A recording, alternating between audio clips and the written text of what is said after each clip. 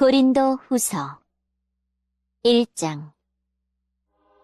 하나님의 뜻에 의해 그리스도 예수의 사도가 된 나 바울과 형제 디모데는 고린도에 있는 하나님의 교회와 아가야 전 지역에 있는 모든 성도들에게 이 편지를 씁니다.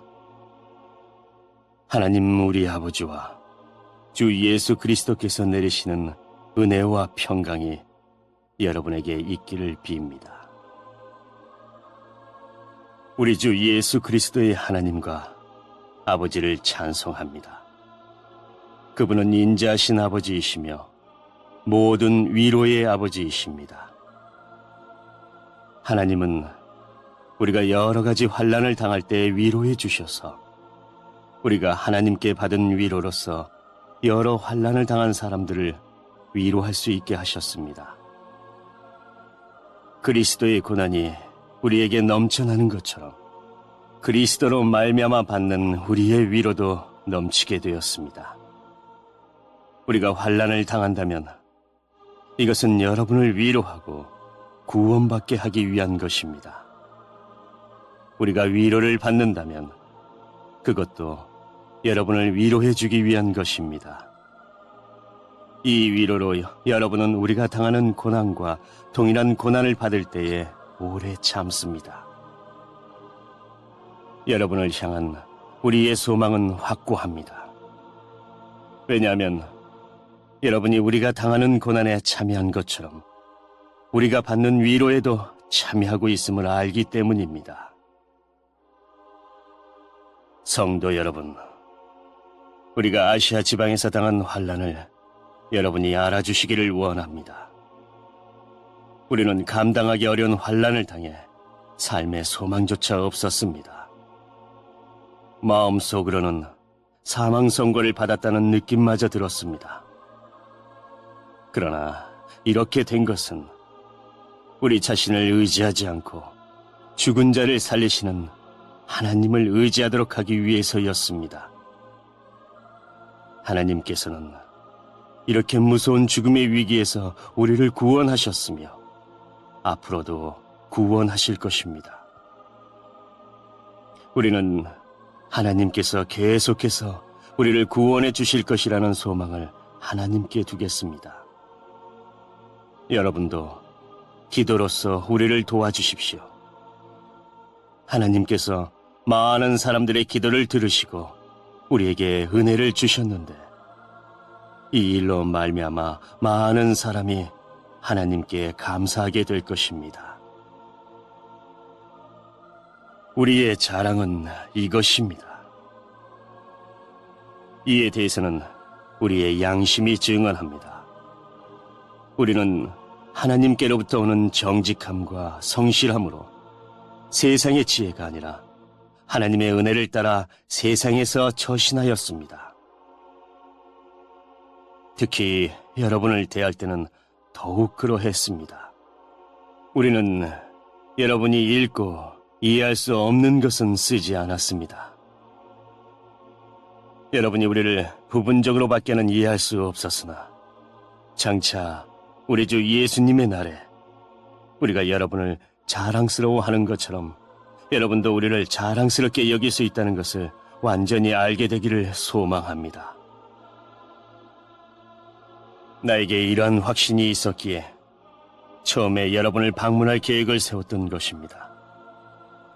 그러면 여러분은 은혜를 2배로 받게 될 것입니다.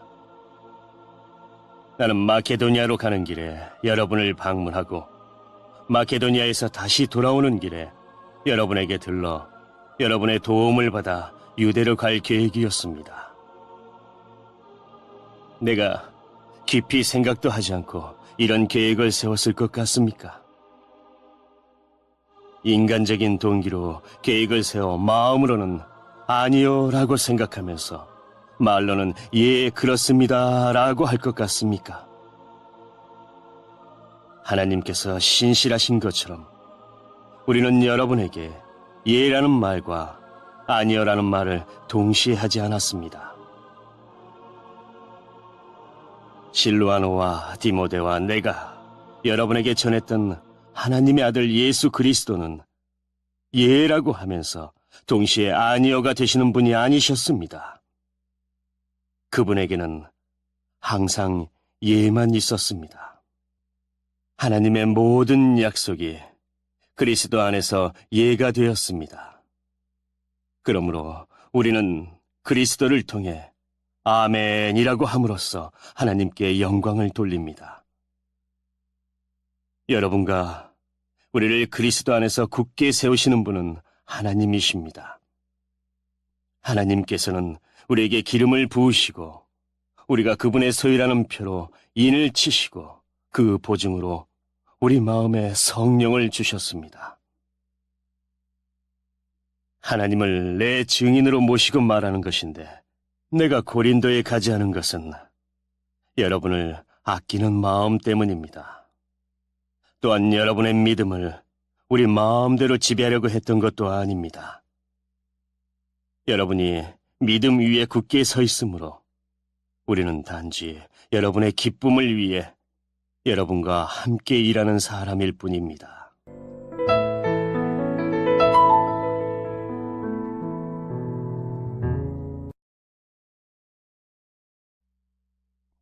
2장. 나는 이번처럼 여러분의 마음을 아프게 하고 싶지 않아 다시는 방문하지 않겠다고 결심하였습니다. 내가 여러분의 마음을 아프게 했다면 내가 슬프게 한 여러분 이외에 나를 기쁘게 해줄 사람이 또 누가 있겠습니까? 내가 지난번 편지에 이런 내용을 쓴 것은 내가 여러분에게 가게 될 때 나를 기쁘게 해 주어야 할 사람들로부터 슬픔을 당할까 염려했기 때문입니다. 또한 나는 나의 기쁨이 곧 여러분의 기쁨이라는 것을 확신합니다. 지난번 편지는 여러 환난과 마음의 고통으로 인하여 많은 눈물을 흘리며 쓴 것입니다. 그러나 그 편지는 여러분을 슬프게 하려고 쓴 것이 아니라 여러분을 향한 나의 사랑이 얼마나 깊은지 알게 하려고 쓴 것이었습니다.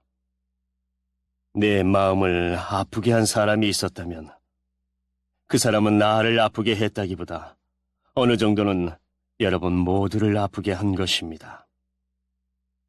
내가 어느 정도라고 말한 것은 너무 심하게 말하지 않으려고 하는 것입니다.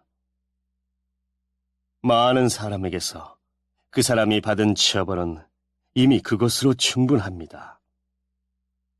이제는 그를 용서하고 위로하여 그 사람이 너무 슬퍼하거나 낙담하지 않게 해 주십시오. 그러므로 내가 여러분에게 간곡히 부탁합니다. 그 사람을 향한 여러분의 사랑을 다시 한번 보여주십시오.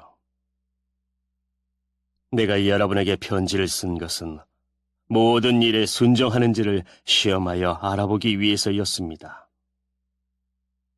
여러분이 누군가를 용서한다면 나도 그 사람을 용서하겠습니다. 그리고 용서할 일이 있어서 내가 용서한 것이 있다면 그것은 그리스도 앞에서 여러분을 위해서 용서한 것입니다. 또한 이 일로 우리가 사탄에게 속지 않기 위해서였습니다.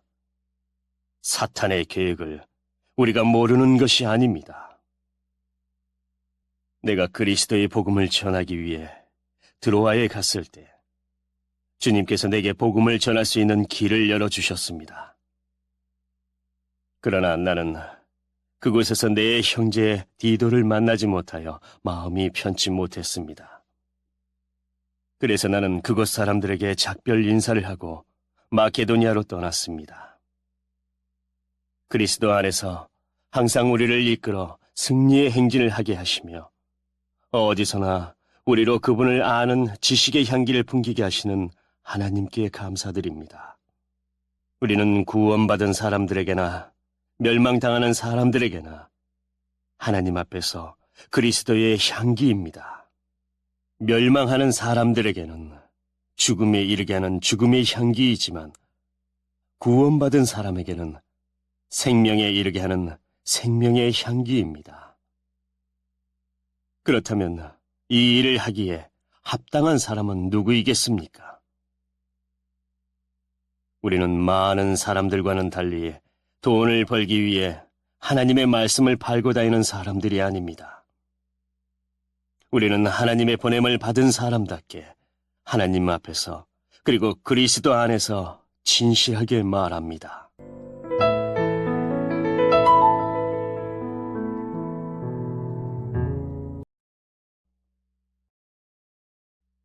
(3장)